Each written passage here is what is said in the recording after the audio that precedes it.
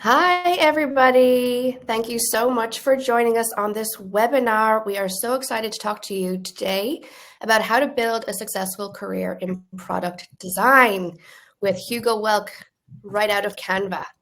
Hey, Before I give you the full introduction to Hugo, I'm just going to give you guys a quick introduction and let you guys know how to interact with us on this webinar. So first of all, you'll see a chat box on your bottom right of the screen. Feel free to interact with that. Tell us who you are and where you're coming from. And then you'll also see a questions box. So we're going to be taking questions from Hugo at the end of the webinar. And what you can do in that questions box is actually read through other people's questions and upvote the one that you most want an answer to. We will not have time to get through all the questions, so we will start with the ones with the most upvotes. So do go in there and have your say. A little bit about us before we get started. We are the UX Design Institute, and we run these webinars to help you understand what the world of UX is like, what it's like to work in different roles, and today we're going to be focusing on the product design role. We, the UX Design Institute, are a global leader in UX design education. We have lots of different courses, all focused on UX design, but these are the main ones. So we have UX design, UI design, product design, content design, user research, software, and coding. And we'll be putting a link into the chat box shortly so you can go and check out those courses. But since we're focusing on product design specifically today, I'm going to highlight our product design program. So this is a bundle with a huge discount. If you bundle our UX and UI courses, which will give you the skill set to be a product designer, and we're going to talk more about that in this webinar, you will be able to save over €1,800. It's an incredible deal. The link is in the chat box right now. I see it there, so feel free to check that out after the webinar, after Hugo has given you all of his great insights into what it's like to work in product design. And with Hugo's introduction, we're also going to drop in his LinkedIn profile into the chat so you can connect with him after the webinar and ask follow-up questions if you want. But Hugo, I'm so happy to have him joining us today. Hugo and I met years ago, back when we both worked at the same company at HubSpot. He's now at Canva, and he has had an incredible career. So he's got a lot of insights to share with you guys. Right now, he's the product design ops lead at Canva, and he has over 18 years of experience in hiring, building, and coaching product and UX teams. And he's supported 800 product designers at various stages of their careers. So Hugo, we are so delighted to have you here and really keen to learn more from you. Thank you for joining us. Well, of course, Lisa. First of all, I just want to say that it's my pleasure and my honor to be joining you here. Like, as you said, we worked years and years ago together, and having you just talking to you now, it feels amazing. So thanks for the invite. Looking forward to it. Thank you, Hugo. All right, so to kick things off, maybe we could start with you just defining what do we mean when we talk about a product designer role, because it can be different things in different industries. So tell us what that means and what the differences or similarities are between UX, UI, and product design. For sure. Defining product design these days, I think I want to say it becomes quite easy for me because I've been working directly with it for the last couple of years, especially at Canva, where I've been hiring and recruiting and I will say like developing product designers. So I will say that this product design could be seen as a little bit like a capsule that has many skills that in the past they have been kind of emerging separately. And I think the two that everybody here might heard before or is still using those terms is like the UX design, user experience design, or user interface design.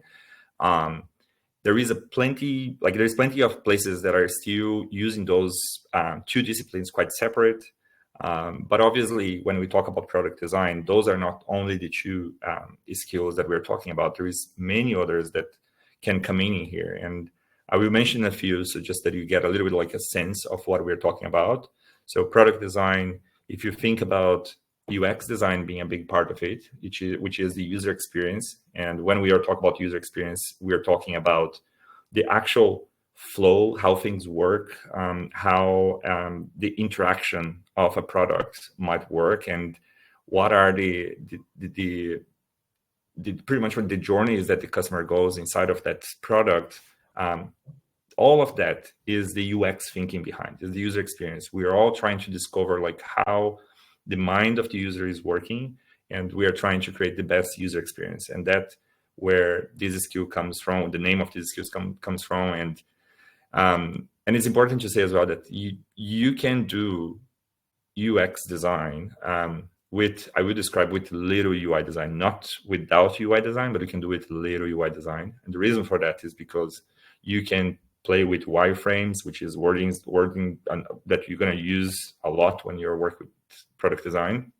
You can use wireframes, you can use mockups, you can use drafts. Like, there is plenty of other tools that you can use to do UX design that doesn't require necessarily the UI or the user interface design.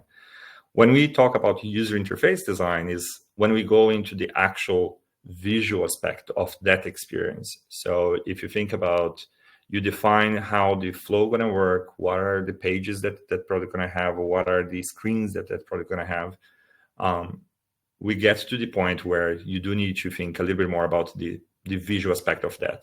What are the color schemes that you're going to be using? What is the typography that you're using? The shapes, the forms, the spacing, the white space, the use of white space into that. All of that falls into the UI category, let's put it away, or into the UI skill.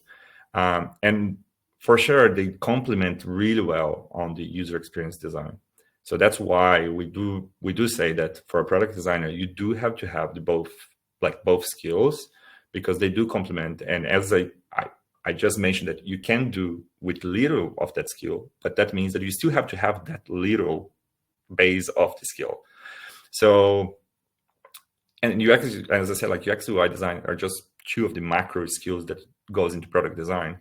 But then on top of it, you probably will need to work with design research, content design, which is pretty much like content design, thinking about what is the actual content that goes into it. If you think about content being all the text that the client or the user are going to see, all the images, all the animations, like all of that is part of content design, like how we are going to communicate, what we need to communicate through the experience that we've designed. We need to think about the content.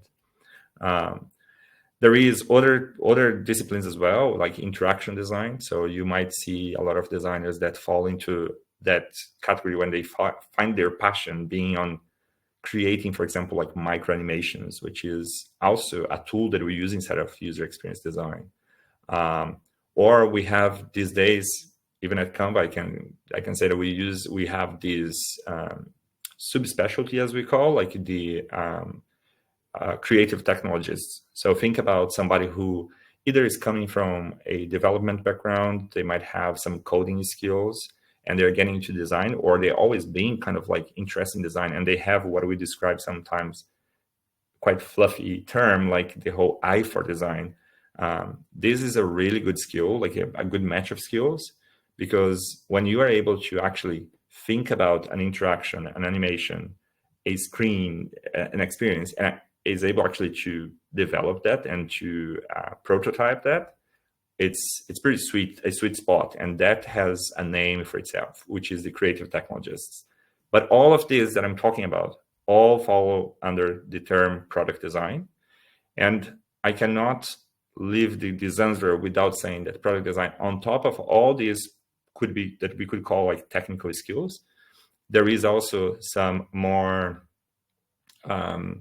business skills that come on top of it, which is the understanding, have a systems thinking. And we sometimes call that like a product thinking, business thinking. It's almost like the same, but it's like the understanding that the decisions that you will be making as a product designer into putting sometimes like a button in here, a button in there, or like an interaction in here, it will affect how the user is going to use the product, how they're going to consume the product. And if it is, for example, a e-commerce platform, how people are going to be buying stuff, how people going to be sending messages, all of that. So meaning that you do have to have the product thinking like what is that going to affect? Like you making that decision. So yeah, everything that I said in terms of like the technical skills, and then comes with a layer of like a business and product thinking on top of it. So it is a quite full-on role, but I can tell all of you, I've been doing that for a few years, been talking to a lot of people that does that. It's very doable and is super, super exciting. Thank you, Hugo. That was a lot. And a lot of our audience are going to be just getting started into this world and wondering, do I have what it takes to become a product designer, when you need the UX side, the UI side, the business thinking?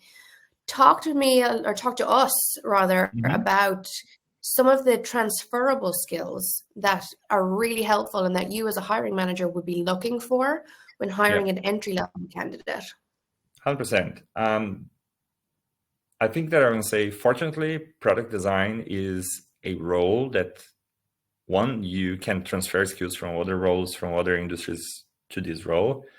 And we're going to talk probably later on as well, that is also the skills that you're learning here are transferable to other roles, even in the future. But we have hired many people. I've hired many people in the past that are coming from different areas and different roles. I will flag and that roles within the tech world are obviously easier to roll into product design because they have the context of tech. So for example, like we've hired people from HR, recruitment into product design. We've hired people from marketing into product design. We've hired people from even like people that work in finance sometimes, again, inside of the tech industry. It becomes easier. With that said, there is definitely a space for somebody who is looking for a pivot in their career. There is, I think, one of the skills that is very transferable, and I would imagine that every single role in the world has, is problem solving. Problem solving is something that you will have to carry with you no matter which job you do. But when it comes to product design, I will say like you will have to double down on that. That's really what gets the point that it gets. I've seen a lot of product designers coming in a junior level, coming from different areas, but having a very sharp problem solving and the almost, I would say, like that passion, that willing to really solve problems. I have to say that having that quite sharp and defined will be like definitely will make your life much easier, because it will make you roll into the role. You will understand, if you have the problem solved, you understand that, okay, I need to solve this problem. And the problem that I have is that I might not have the skill to solve this problem. So you have a secondary problem now. But if you have that, again, that urge to solve problems, you will easily solve the problem of acquiring that skill. So problem solving is the number one that I think it's very transferable. Second one that I want to mention very quickly is communication. There is no way that you can do product design and not having communication skills. And I know that is a very broad term, and we can go probably a whole day talking about communication. But I will say that in the design space, visual communication is super important. On top of, like, if you think about communication, visual communication is even better. Like, it's even more important, because I normally say that one of the kind of like the benefits of having a designer in a team is that designers are always able to literally create a picture of what is in the mind of somebody. Like, this is our superpower in a lot of the jobs that we have as product designers. So if you are considering to transition into product design and you feel that your communication skills, visual communication skills, are not there yet, this is definitely something that you should start to look at. And when I say that, what I'm talking about is like looking into the basic skills of like visual design, understanding a little bit more about colors, understanding a little bit more about typography, spacing, all of that. It will bring you like a long way if you develop those skills. Great, thank you. I love that you mentioned problem solving there, because we released our own hiring report, the State of UX hiring report for this year. And we asked hiring managers what the number one skill they're looking for in a UX designer entry level is. And it was, so it's great to hear you back that up as well. Yeah. What we've also learned from the report is that product design as a role seems to be sort of taking off on it's a whole new trajectory, more so than the traditional UX on its own role, UI on its own role. More and more companies seem to be looking for the combination of the two and kind of wrapping that into a product design role. Is that what you're seeing as well? And why do you think that is? Oh, 100%. So people are looking for more product designers than any time before, because if you think about, in the past, we used to have separate skills. So people would hire like a UX designer, UI designer, and sometimes a designer researcher, then a content designer. But if you think about the way that we are growing so fast, and I'm talking about the industry, as in like the tech industry, constantly growing, constantly developing more and more products. One, I don't think that we have been able yet to catch up on the speed of that and develop talent fast enough. So I think that the work that you guys are doing here, it's really, really good for the industry in terms of like getting people prepared for these challenges that we have. But so that's one of the reasons why we are kind of like combining, because if you think about like a startup, for example, they might have on the early days some budget to hire some people, but if they have to hire 2-3 people to do like some part that is basic for them, like to do product design, it becomes quite expensive and it becomes quite unsustainable. So the product design is a term, it is a role that is coming to say like, listen, I think we can merge these skills into one role and get people to do it. And one thing that you see very often is, from a junior perspective, you come in, you're going to have to learn what I described before, which seems to be like a hell lot of like skills all together. And it feels quite like, oh my God, there's so much for me to learn. But then you go into working into this space and you work with corporations and business that are kind of like developing more and more of their teams. And then the specialization starts to happen again. So it's like you generalize and you become like a more generalist type of professional. And later on in your career, you will have the space to specialize if that's the case, if that's something that you want. But what we've seen after many years now, like already kind of merging into product design roles, that product designers themselves, actually, they prefer to be able to do everything instead of like just doing one thing specifically. There is tons of like resources that point out how having a team sometimes with split skills, which, as I said, you can still find it, companies that have like UX designers, UI designers, all separately. There is a ton of problems that comes with that. And one of them is just the speed of building. So setting yourself as a more, as I said, generalist at the beginning is 100% beneficial for you, for the business. And as I said, even if you decide to specialize later on, there is so much benefit of having a kind of like a round shaped type of learning. And how important would you say formal education is for getting that rounded education to start with?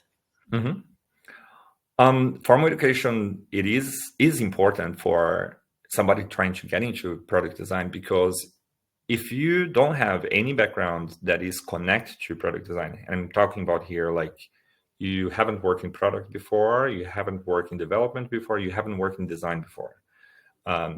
There is, even though that you might have what I described before, the communication, the problem solving skills, but you will not have any exposure to the technicalities of product design. So again, back to those skills that I mentioned before at the beginning.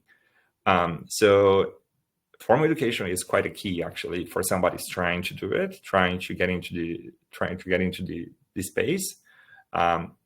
Unless you just shoot like with luck and you just kind of happens to be in a startup, in a company that needs somebody to do it, have the space, the budget to actually support you doing that without any formal education, and allow you to kind of like learn on the way. But as I said, like I personally, if I would be myself moving to the space now, I would just not risk, I would not like try just on that route. So to answer your question, formal education is really important. And I will say, just expand very quickly as well, Lisa, in terms of like, because I got this question before from people, but are you talking about like doing a college course versus doing like a more professional course? That was What? actually my next question to you, Oh, which is, as a hiring manager, does it matter to you if it's an online diploma done in a week, or yeah. if it's a university credit rated course, or something more formal like a bachelor's degree? Like what is important to you as a hiring manager when you're Yeah. looking at education? So I think my answer for that is always, there is quite a standard answer for that, which is, if you are stepping into the working force right now, like you're still, I would describe like this, you're still young, coming out from high school and thinking about what you're going to study in terms of like college, university, I would say, like, and you have that interest in product design, in tech, don't think twice. Like, you would go for a college degree in product design, something related to UX. However, if you are on this step of like transitioning careers, you have had some experience already in a different space, and you're trying to move into product design, I feel that it's not necessarily for you to step straight into a college degree or something like that. That's why I feel that comes the benefit of kind of like shorter courses or more intensive courses. Again, back to what you guys do here in the UX Institute, is I think it's really important. I think there is a lot of value in taking those courses and exploring that, because one, investment is much lower, time and money wise. Second, you will be able to get such a good taste of it, having like done those courses, to the point that you could easily, and I like to think about that, you could not like it as well. Like, you could start doing it and be like, you know what, it's actually not for me.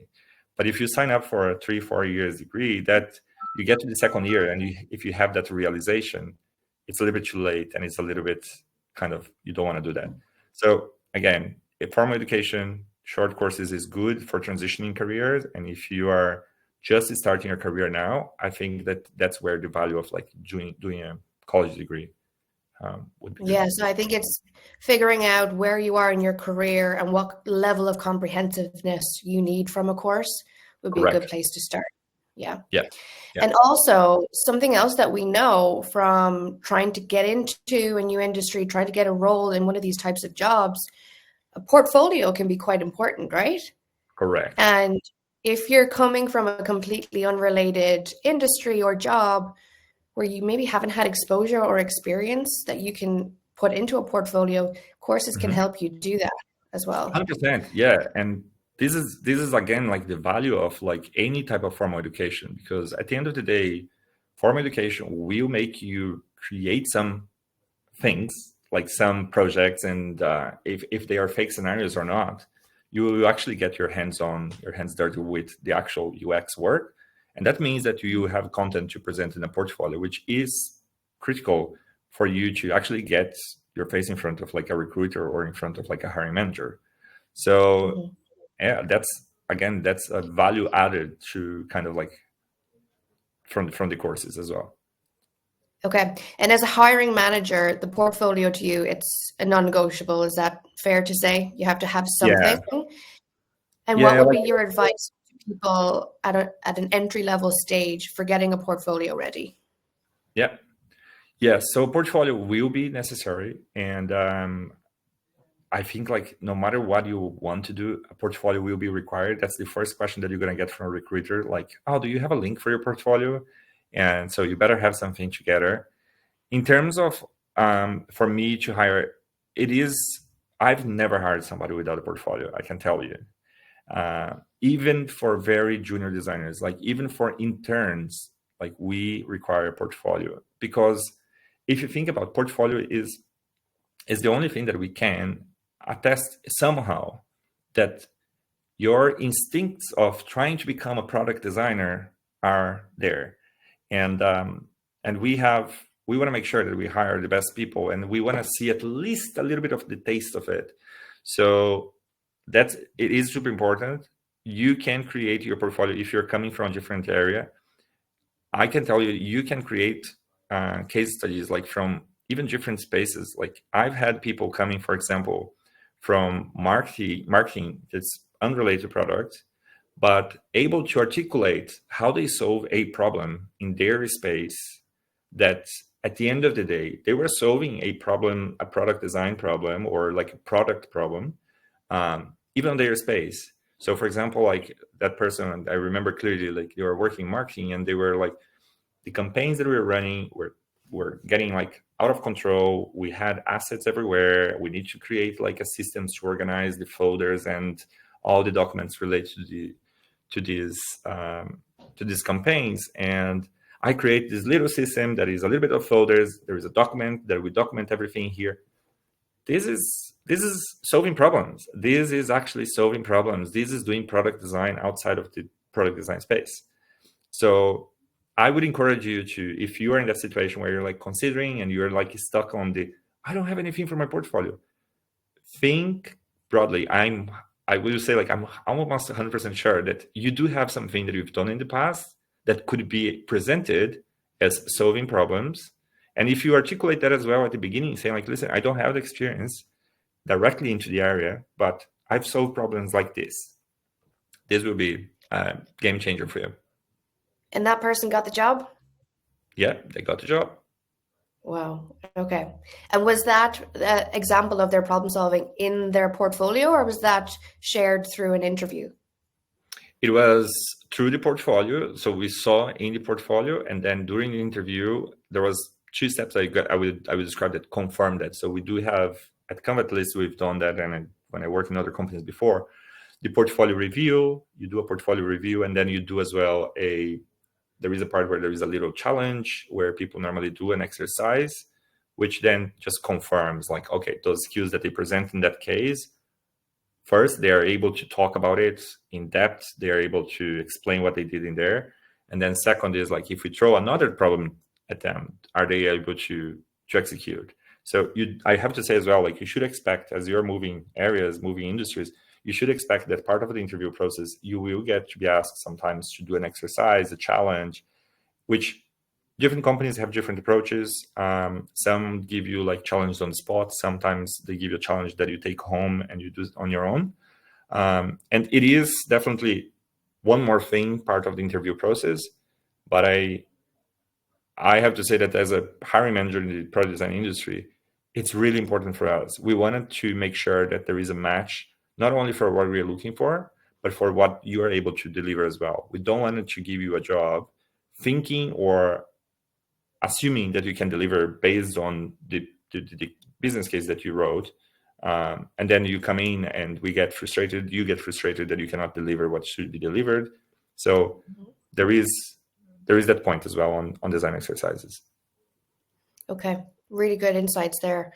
And I'm wondering about the application too. How creative should people be to try and stand out in this competitive market? I'm thinking of my own career, and when I applied to work at HubSpot in a content role, my cover letter was a poem to try and demonstrate creatively my content skills. Should our audience be thinking of ways that they can stand out? And have you any examples of people who you hired who did something a bit unique? I will say like this. I think creativity is never too much. It's never something that we will dismiss. However, I think that you should focus first on making sure that your skills are presented in an objective way and in a clear way. So my tip in here would be like double down again on that visual communication skill to actually present your skills. If you are able to articulate and that you are able to solve problems, that you are willing to learn more, again, I'm talking about like an entry-level application, that you are able to learn more, you want to learn more, and you are very excited for that. If you're able to articulate that, it could be through words, through images, or a combination of both, through a video application. I want to say that the medium is important, but I think you probably heard about that data before, Lisa, that an application, normally like a recruiter would not spend longer than 5-7 seconds on a kind of like on an application just to scan that very quickly. So again, having your communication on point that articulates in a few lines first that what you are up to and where are you with these skills, that will be the key for then the recruiter or the hiring manager to jump in and then kind of like dig further into your application. So all of that said is saying that like don't spend too much time on doing like a super fancy website. And I say that because I know that takes time, takes energy, and as much as that also kind of shows a little bit of your skills, if you have only those visual skills to make a beautiful website, it will not sell for us as a product design role, because we need to see actually problem solving. And the only way for us to see that is for you to showing us examples and showing a case where you did that. And a final tip on that as well is, where possible, and always think about this, where possible, explain the results, the impact of whatever you did. That impact is actually like, I would say like the little cherry on top. It's kind of like, if you present like a really good, like I spot this problem, I tried these solutions, and then I solved this, and then after I solved this happened, like this was the result. That is the kind of people that we are looking for, because that's what we are doing pretty much like all day long, is solving and creating impact, so that we know that we're in the right direction and we are helping people with the experiences that we're creating. Yeah, it just proves that the problem was solved too. If you can put metrics against it, that were because one of the things that we sorry, just going to say very quickly, like one of the things that we saw in the past, I used to see a lot on UI designers' portfolios, was the process of redesigning a product. And unfortunately, that is an exercise that might help for you to create technical skills, but not necessarily for hiring managers, because for us, not having the context why you did that, why that was needed in the first place, and what is the impact of that change, unfortunately, the value is very low of that content. Yeah, those are really great tips for applications, portfolios. I'm wondering, with all of the news lately around the tech industry and layoffs, when people are starting this job search, should they be avoiding the tech industry? Are there other industries that are hiring these types of product design roles? What's your advice for people navigating the job market? Yeah, normally what I say about people that are worried about transition, if they are questioning, should I transition into UX and or product design, should I consider that? I normally say that if you decide to invest any minute or any time, money into studying product design, there is almost like a no chance for you to go wrong, because the skills that you learn in product design, that you work on a day-to-day, they will be so transferable to so many other roles. You're going to be able to transfer that to pretty much like any role, because any role that you're going to apply in the future, even if you decide to leave product design again, or if there is no more jobs, which I doubt that it will ever happen, the skills that you're learning here, for example, like systems design or solving problems, having great communication, being able to articulate your ideas, these skills are going to be like so needed in any other role that you do. So one, you can, as I said, like you shouldn't feel concerned about if this will be at any time a waste of time. I don't think it will be ever. And in terms of like what you see, what we were describing before with the layoffs, yes, they did happen, and some even product designers were included in those layoffs. We cannot completely neglect that fact. I think the future is holding so much more product design work with AI coming up now, or like it's already here, but AI is a really good tool and a really good way of thinking about solving problems. But let's be honest, like AI is still is still not in the level that is solving its own problems. We're still kind of like helping to guide AI and what AI is able to do, what they were not able to do. And product designers play a massive role into that. We really need to be there to kind of like help. I would describe like almost educating AI design and also understanding how can we leverage that new technology that we are seeing now to really solve problems and optimize anything that you want to do. So I think answering the question, I don't think it should be a worry to anybody who is thinking and then looking at those layoffs. I think the layoffs are the reason that why they happened, and they might happen in the future again. It has little to do with either the pool of people that we have already. As I said, like we have massive shortage of product designers in the industry. Working at Canva in Australia, I can tell you, like we have to relocate so many people to Australia because the pool is even smaller over there. So you should not be worried about that if that's the question.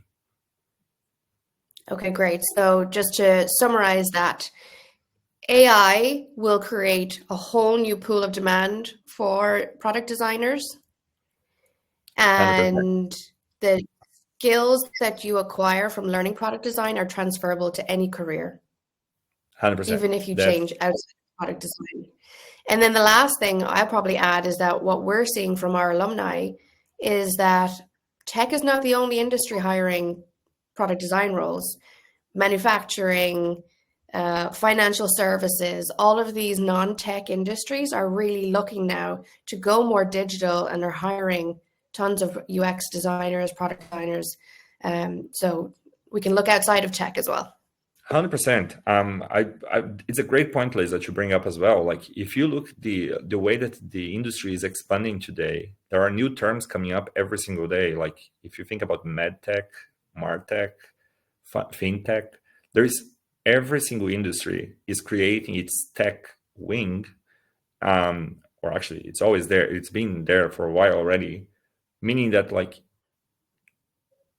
if you decide to switch to product design, you could actually combine these skills with, putting it away, the previous career that you had, the previous role that you had, and make that like a really master role and become somebody like who is quite unique. So I think again, we just spot like it's an opportunity here that if you want to explore product design, think about like a secondary complementary career on top of whatever you have, and this will be quite game changing as well.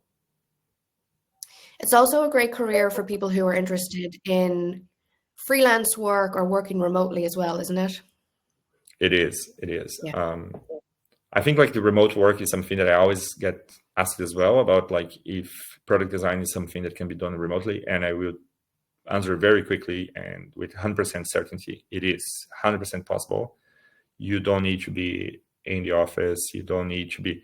There is always the question about, oh, but if you're in the office, interactions are better and you can do more. 100%, I can see that too, but it's not a requirement. We have teams that are spread across the world, and we still, I believe, and again, very biased, we're still doing great stuff, great product, delivering like great impact to our users, with a lot of people working remotely. So if that's something that you are thinking to decide for your career or for your life, to have like a more flexible way of working, product design is up there as an option. Great. And we talk a lot about people get started in this career. Let's talk about people who are already working in this career. How can they stay on top of their game, continue to advance and be successful? Yeah. I think to answer the question about how to progress as a product designer, like inside of your career, if you already start that and you're trying to move on, I think the very first point that I like to reinforce is, one, you're going to have a little bit of patience. And this patience I'm talking about is because what will make you progress in a very nice way, in a very solid way, is experience. And experience does not happen without time. There is no way that you can deliver the best ever results that a product designer can deliver literally like in 2 hours. There isn't. Like, you're gonna have to test, you're gonna have to try, you're gonna have to talk to users, you're gonna have to deliver iteration 1, iteration 2, and I what I see a lot in the industry is it is this kind of like anxiety of progressing fast. And I think one of the reasons is because the industry progresses very fast. We have new technologies, new roles, new companies, new business, new products coming up all the time. So it creates the sense that we as product designers should be moving at the same speed. It should be like, oh my God, I should be much better already. I should be the cranium in AI at this stage. And I think it's important for us to acknowledge that, no, we are all building this together. And what I said before, we need this time to be able to learn and grow and develop the skills that we have. So patience is number one, if you're considering and if you're thinking about like what I can do to improve here. But then second is, if you are already like in a mid-level, I would say, a mid-level going to a senior level of product design, those skills that I mentioned at the beginning, the problem solving is something that you're going to have like nailed at that time to really kind of like stand out. And also communication, because you might have, and I have kind of like memories of like people that I've met before, you might have like all the technical skills like sharpened to its like it's perfect. If you're not able to articulate, for example, how you solve the problem, how you that will impact the user, unfortunately, it's very, very rare that you're going to find opportunities to grow. You might find opportunities where you can deliver punctual impact, just saying like somebody comes in and says like, listen, I just need you to design these screens, you do it, and you do that perfectly, and people love it. But that will not progress you as a product design, because what we need is people who are able to understand the user, understand the problem, create iterations to solve that problem, test those ideas, and then after that, be able to tell the story. Like the storytelling is something that comes in very, very strongly in here, that you're able to say like, listen, we tried, like we spot this problem, we saw this, we tried that, and we discovered this. All this requires communication. If you don't have those, so I would say like, if you want to progress, look how you are doing with your problem solving, communication skills, and also collaboration, which is kind of like the merge of the two of them, because like you need to have those 3 skills like really, really on point to be able to say like, I'm ready to kind of like step up, and I can be thrown into any type of problem with any type of crowd, and I will be able to kind of like talk to them. But I just want to confirm as well that like the crafty skills, I didn't mention too much in here when you ask for that, because I'm coming from the assumption that if you're asking that question, the crafty skills, UX, UI especially, they're already at a point where you feel like I can create any type of mockup like in Figma, and I can create any type of user journey. I can run a user test. So those technical skills I didn't even mention, because I'm coming from the assumption that those basics are there already. And back to the formal education, if you have done the formal education, those skills will be there. Okay, love that. I'm going to ask one more question, and then I'm going to go to the audience questions, because it'll likely be in there anyway. Yeah. But how are technologies like AI shaping the skills that product designers need to succeed? I think that's a great question. I love that question, because again, I'm probably going to be a little bit biased, because at Canva we design products. So we think about that a lot, about how design can be used to design. But I think it's shaping in many ways. Right now, I think I can give you examples that I've seen product designers using AI to do tasks that in the past they were time consuming and not necessarily complex, but time consuming. For example, doing synthesizing data from either like from a database, or synthesizing data from a user test maybe. AI these days can help a lot on that. We can even do quite quick tests on AI to understand if like the screens are working or not. So meaning that AI is shaping and will continue to shape how product designers work. And if you ask me the question like, well, but what I should do, my point will be like, be curious about AI. This is a number one tip. Anything that has to do with AI, I will say like, just get it, absorb it, because that will be needed at this stage. Product design, and I believe that any other space, any other area, is looking at AI, like how do we leverage this? And if you are one of those people that is actually coming up with ideas, is trying things to how to work with AI, you will be standing out of the crowd, because you'll not only be able to, you're not only solving the problems for the users or the customers of that business, for example, you're actually solving internal problems and optimize internal processes, and that is a very, very big add-on. Great. I don't know if it's for everybody. I've lost your video there, Hugo, but I can still hear you loud and clear. So we'll just keep moving on and go to audience questions. So the one that has the most votes, we've sort of covered already, but I'm going to ask it anyway in case there's anything you want to add to it, Hugo, which is from Paul Dempsey. What is the best thing one can do to make the jump into design when in a different industry? What actually matters when it comes to building some kind of a portfolio?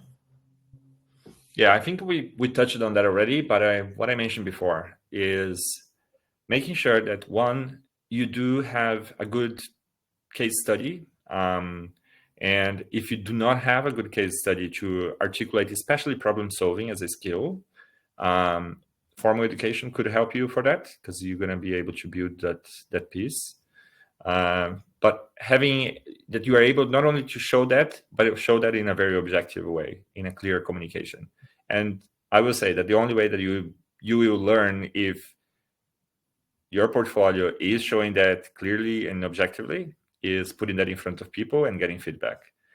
That will be the way to do it. Don't try to overcook it, trying to build, as I said, like the most beautiful website, spending weeks and weeks on that. I'm a designer myself. I know exactly how it goes when talk about portfolio.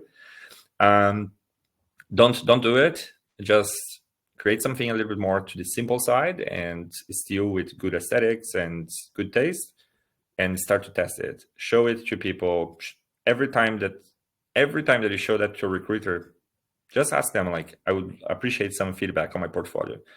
That will help you big time to kind of like shape and make sure that you have a good window to your skills. Okay. And it's very related to the next question, but it also has the most upvotes. So I'm going to ask it again, and I know you've covered it, but if you could just summarize again the answer. Yeah. What stands out to you when hiring product designers and makes you interested in that candidate as a hiring manager? Yep. So everything that I said related to the portfolio is important. So if I'm looking for somebody and I have tons of applications that I need to go through, I will be looking for the person that has a very clear, objective, and simple description of what they have done and what's the impact that they have done in the past for whatever other job that they had. If it's a junior, it's different, because I know that they're junior, they don't have anything to showcase necessarily, but I'm still keen to see like what they believe that they can do.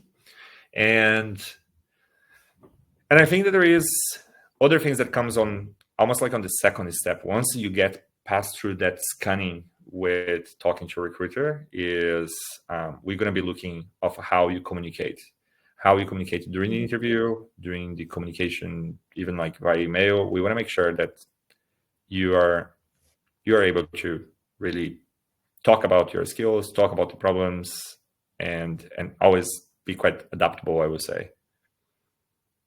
Great, thank you. The next one hopefully will be a quick one, because we have so many to get through, but this is probably coming from my little tidbit story, but do cover letters actually get read? Do you read them if you get a cover letter? No.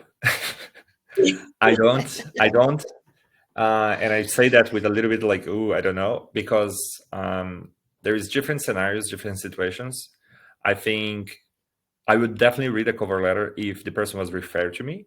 That is a no-brainer. It's different when the applications are coming through like a different channel. And this is, again, as a hiring manager. So for me, currently, I get the applications from a recruiter who has already done the job of like either looking at cover letters, looking at portfolios. So I am on the second stage, but from even talking to the recruiters, as I said, like a lot of the companies today, when they open a role, especially junior roles, where there is a lot of people trying to get into this space and getting a job, the number of applications doesn't allow them to actually read every single cover letter. And that's why I double down the point about like, if you have like a better way to present what you are up to on your portfolio, so that the recruiter can see that like in the first 5 to 10 seconds, I think it's a better time invested than actually trying to spend too much time writing a cover letter. Yeah, and I would add to that, because I do read cover letters, but when I'm hiring, like everybody, there's so many applications. You're looking for any reason to say no. So Yeah. if you get a standardized cover letter that you know has not been customized to your company and your role, that's an immediate no. So Yeah, if you correct. are going to do a cover letter, make sure it's a good one and it's personalized to the company and the person you're applying to. Otherwise, don't bother. It's just going to give them another reason to say no. Yeah, but as I said, like for design, I totally see that. And as I said, I think for the design space, 10 out of 10 times, if I have a list of candidates to go through, what I'm looking for when I'm opening page by page of the candidates, I'm looking for the link of the portfolio. So it's almost like that's your cover letter. Got it. Okay, great. Next question from Katie. Entry-level roles ask for X amount of years experience plus a substantial portfolio. What advice do you have for newbies wanting to secure an interview? And do you count other corporate experience towards the years experience that is asked for on job adverts? Okay, I think I'm going to answer that question in two parts. The first part, if you are seeing roles that are asking for a lot that you don't have, I would imagine that's like it's a message that that role might not be for you, and you probably are looking at the roles that are a little bit outside of your level. And I would recommend you just check if that same company has a more junior role, or if they're open to for more junior people. Normally, it's described in the role, anyways. But then to the second part of the question, if we consider your previous experience in different areas, like as part of the job, that one depends because, putting that away, if you just, let's imagine if I would be hiring a product designer for a new med tech product, like somebody that works in the medical industry. You haven't worked in medical, no matter what it was. If you work close to a doctor, if you work in a lab, if you worked to something, that would be super valuable for this role, even though that the role is completely different now. So it varies a lot depending on the background that you have, but I would never dismiss that completely to say like, oh my God, that is completely irrelevant. I'm not even counting it here. No, because I do believe that as I mentioned at the beginning, product design has a lot of skills that are required that are transferable from any other job, as collaboration, communication, all of that. And I feel that we're going to have to talk about that previous job that you have anyway. Okay. Yeah, it's a good way to think about it. The next one is from Fernando. I'm applying for UX jobs, but not landing interviews. Should I highlight my concept projects from my portfolio on my resume instead of detailing my previous job experience? Can you just repeat the beginning of the question? Yeah, he's saying he's applying for jobs, but he's not getting interviews. Okay. So he's wondering, should he highlight concept projects from the portfolio right there on the resume rather than the job experience being listed out?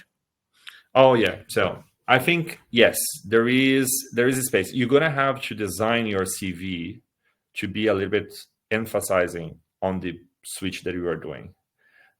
It's very what I've seen a lot, especially people coming from different design backgrounds. So for example, like I've seen CVs and I remember have in my head yet still of like, for example, people that are used to work in architecture and is now trying to move to product design.